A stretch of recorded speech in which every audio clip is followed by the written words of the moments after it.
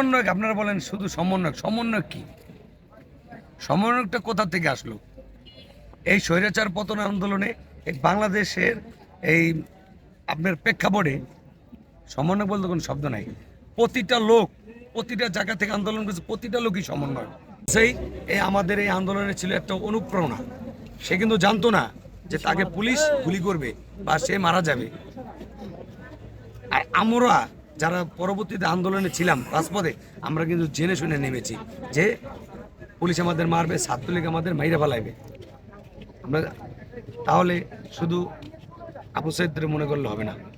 আবু সাইদের পর দ্বিতীয় শহীদ হয়েছে চট্টগ্রামের অসীম, ছাত্রদলের যুগ্ম আহ্বায়ক ছিল। ঠিক আছে, তাকে নিয়ে আজ পর্যন্ত কোনো কথা বলা নেই। আপনারা যদি এক একজনের বলেন সমন্বয়ক, সেটা তো মেনে নেব না। উদ্যোক্তা বলতে পারেন, আন্দোলনের উদ্যোক্তা। সমন্বয়ক কে? একটাও দেখতে পারেন এই যে যারা সমন্বয় হয়েছে, একটা নাহিদ ভাই বাদে ডিবি কার্যালয়ে নাহিদ ভাইকে নির্যাতন করা হয়েছে। এছাড়া একটা সমন্বয়কের শরীরে একটা আচর দেখাইতে পারেন? প্রমাণ আছে আপনাদের কাছে? আমি তো দেখি নাই।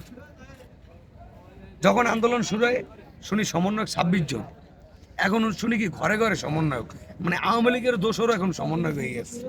যারা ছাত্রলীগ করছে, যুবলীগ করছে, স্বেচ্ছাসেবক লীগ, মানে তাঁতি লীগ, রম্বা লীগ, গুন্ডা লীগ, এরা সমন্বয়ক পরিচয় দেয়।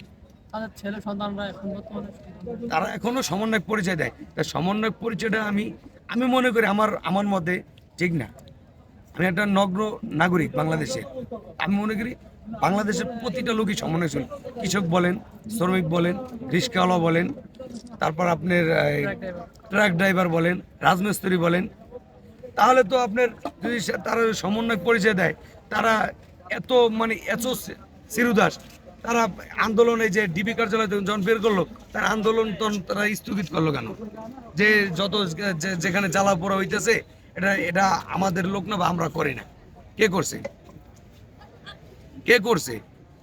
কয়দিন আগে আপনার হাসান আব্দুল্লাহ বলছে যে কি জায়গায় জায়গায় চাঁদাবাজি অমুক অমুক অমুক দল করে। আপনি প্রমাণ দেখাইতে পারবেন কোন দল করে? মিডিয়ার ব্যাপারে আপনারাই তো আমার চেয়ে বেশি জানেন।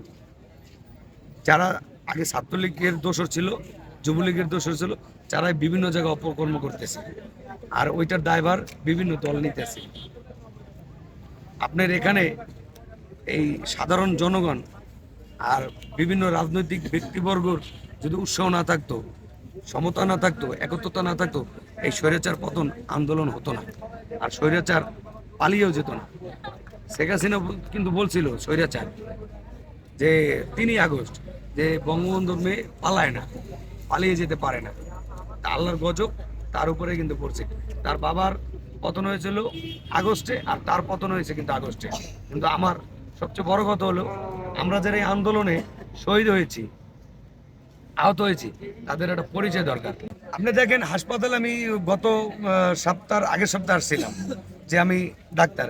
আমার হাসপাতাল থেকে বলে কি, আপনি যেই ডাক্তারের দেখেছেন ওই ডাক্তারে দেখান। এখন আমি শুরু থেকে আন্দোলনে আমি আহত হই। 20 জুলাই মোহাম্মদপুরে যখন আপনার স্বৈরাচার শেখ হাসিনা ডাইরেক্ট গুলির অর্ডার দেয় সেনাবাহিনীকে, আমি সেনাবাহিনীর 144 দ্বারা প্রথমে আমি ভঙ্গ করি মোহাম্মদপুরে।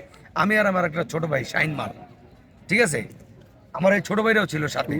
তখন আমরা ভঙ্গ করি, সেনাবাহিনী আইন ভঙ্গ করি, তখন আমি আন্দোলনে আহত হই।